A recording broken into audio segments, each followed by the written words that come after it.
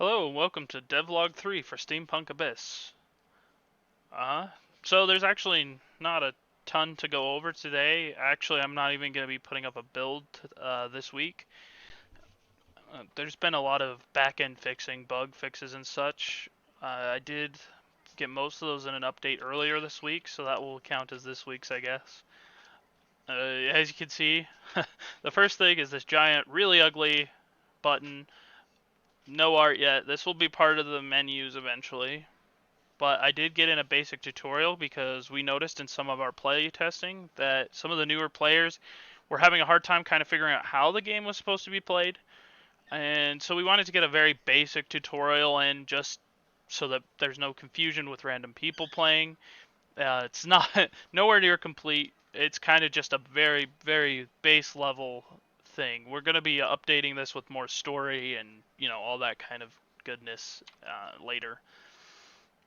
So as you can see, it starts here. The text just pops up. I'm working on getting it to center over the character. As soon as you start interacting, it will show you what you need to do next. Also, in the tutorial originally, you're only going to have the pistol. For now, you can use whatever. There's also an issue right now where the particles aren't working right, which you'll see in a second.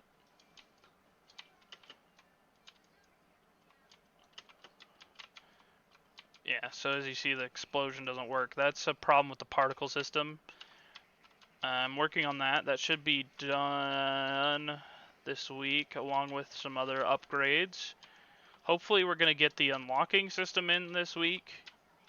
That's kind of what I'm focusing on. I want to kind of get the inventory up and running so that we can get the kind of core game loop finally running. Yeah, so as you can see, it's really just very basic controls.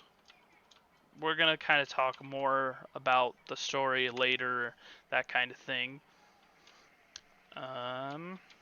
Before I show you some more updates with the store and such, I do want to kind of talk about the lore. I realized last time it was a little bit boring how I did it, so I'm kind of working on some new formats. I actually did order a webcam this week. It's not here yet, unfortunately. Hopefully soon. Ooh. So yeah, I kind of wanted to kind of play like I normally do while I kind of talk over the background, at least for now.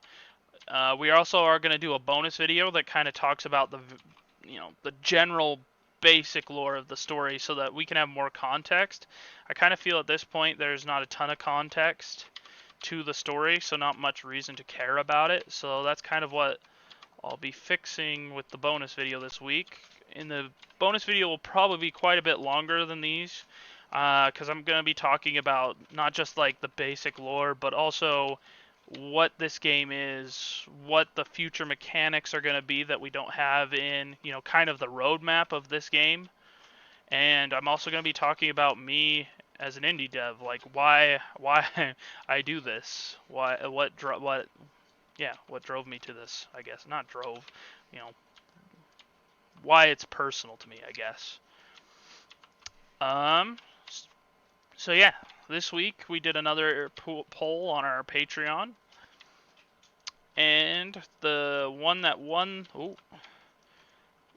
was the Abyss. So I figured we could talk more about what the Abyss is, its purpose originally. So in the world of Steampunk Abyss, it's kind of a post-apocalyptic world, I guess. So there was a point in time where everyone was fighting to create the newest technologies, the newest automatons. They were trying to be the head. Ooh. So yeah, that was like what the society's currency was not only your riches but your fame, and that fame was mostly garnered by creating cool new technology. That's actually another point I wanted to talk about. Is last time I kind of talked about the very basics of how the story will be told, but I didn't do a very good job of explaining it. So I'm actually taking a lot of inspiration from Dark Souls type storytelling. and but I guess I would also say Fallout style. They got a lot of environmental storytelling, as well as item descriptions being very important in the Dark Souls universe. So a lot of what you're gonna learn about the world before everybody moved underground, before this apocalyptic event caused by people trying to create this ridiculously powerful technology. Before that, all that history will be learned through the items and technologies that you unlock. So your new guns will each have different descriptions, kind of a history of the creation of that weapon, and you'll find out a lot of interesting lore that way. And not all of them are pre-war. There was innovation still. The runners still did do some gunsmithing and came up with some new ideas from the technology they were able to get from the Abyss. So the Abyss was actually created as a security measure for Duck Point. Originally, when they were building the underground cities, because there was war and they figured their enemies may come even after they moved underground, they created a labyrinth whose defenses were based on genetic code. Unfortunately, in the rush to get underground when the event was happening, they actually lost the indexer for the genetic codes, and so they got stuck underground basically. The city was originally meant to be only like one or maybe two generations, so that's kind of why the city has started to fall apart. It was meant to last a lot shorter, and so it's on its last legs of what it's even viable for without new technology or new materials. So yeah, the defenses were built to be self-automating. They wanted to make it so that you could always find, so that that there was no easy way out the without the tools that they had built. Like I said, those were lost. So you're actually going to be on a mission to recover those, and each boss will kind of give you something to help make your dungeon runs easier. For example, the first one will give you an automizer that basically makes it so your automaton uh, actually tracks how you play. Well, in-game lore. Realistically, it's just fast travel. But in-game lore, it stores kind of your behaviors as a pilot, and actually will run it for you. And so that will allow you to fast travel to deeper depths once you've completed a boss. So you can skip ahead to... now, there'll be reasons not to do that. But yeah, you'll be able to skip to the last boss that you just defeated to the room right after them. So once you defeat a boss, you actually can't fight it again till New Game Plus. After that, they do respawn, and New Game Plus is there'll be new weapons and such, and it's going to be a lot harder. So yeah, the bosses will be back in that. So the Abyss, it creates its defenses. There's actually a mechanic that's not implemented yet, where a lot of these defenses at first are very old because they haven't been refreshed. So each time you go through a level, you'll be destroying more of these old ones, which gives you a higher chance of meeting basically new defenses that it creates to replenish the ones you destroyed. And those ones have you a higher chance of being better loot. They're more powerful and harder to defeat. They'll have special abilities. It's kind of based off the named enemies in stuff like Diablo. A lot of my inspiration for this game is looters of any kind. That's kind of what this game is built to be.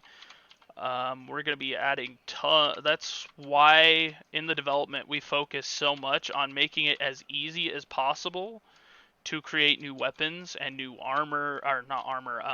abilities and such, is because we want this to be a ridiculous amount of handcrafted loot. And we plan on adding that even more after launch. We plan on, supporting it and adding, weekly pack updates with, a couple of weapons, maybe an ability or two depending on the week, that kind of thing, as well as, generic bug fixes and such.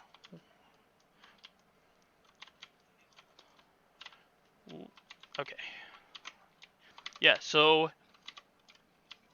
as you progress through the abyss, you'll kind of learn um, what the machines are that build it. There's actually a few kind of enemies lurking behind the scenes. The kind of the ones that were responsible for the runner's death were ones that typically aren't hostile, but you'll learn some of the technologies give you the ability to control some of these things. Burrow bots, and which are kind of those shielded ones, but with drills. There's going to be different kinds of repair bots that actually collect enemies. So if you leave junk behind, there's a chance that one of these bots will come across that wreckage and actually collect it and create kind of an amalgam enemy, which will have a whole bunch of different abilities based on what it's made out of when it appears. And when it appears, it's going to be based on how difficult we want that enemy to end up being. So in later levels, those will be much more powerful, made out of much more enemies. Ooh, here we go. Oh yeah, here are the new cards. I actually like these a lot. They stand out really well. Our artist is really good. Thank you. I wasn't even thinking about it, but I actually really do like these. So yeah, that was kind of another incentive to destroy enemies. We're going to make the repair bots more difficult, more right now they're kind of stupid. They just move towards the nearest thing. We're going to be adding they're going to be trying to dodge your bullets. We're going to add some more hazards with them. But you're going to have incentive more than just that enemy might come back to life to destroy these, and more than just I want the loot. The major update this week is I actually got the store up and running. The prices are ridiculously cheap, obviously. I mean, one is ridiculously cheap, but as you can see, they kind of rotate. And each time you come in, now right now, there's still a couple glitches as you can see. They are hooked up, so they do actually upgrade your character right now. I just have to make it so that they remember whether they were purchased or not, which is actually pretty simple. I just got distracted working on some back-end stuff, and that's one of the reasons I'm not releasing it right now, is because these are way overpowered. So I actually am going to make it so that the things get unlocked. Right now, so basically, as you level up, to level up, you just have to get a floor deeper, so it tracks how far you've gotten. So there's 50, once you hit level 50, you've unlocked everything. There's actually enemies that if you kill, like those special enemies that appear that are unrusted or amalgams, have a chance of unlocking new things in the store, those kinds of things. And this is how your character will kind of progress between runs, as well as the loot. There's going to be some consumables in here. They're not exactly consumables. I don't like potions in games because I never use them. I always end up with thousands of them. I'm fighting the final boss, and it's like, but what if I need this potion after this boss? Even though I know he's supposed to be the final boss, and I'm only one hit point away, what if I need it? So in this, they're actually going to be an equipable that recharges over time, similar to your ability slot. So what they're going to do is, it's also another way to encourage people to play a little bit more dangerous, because they only repair or fill up as you gather new gears or as you destroy enemies. So like it's pushing you to play faster and more dangerous if you want your abilities to come up, your consumables to come up. Those can do anything from healing, steam generation, increasing your damage for a short time, increasing your speed, those kinds of things. Yeah, I think those are the biggest things to show you. We did get the rest of the chest sprites in.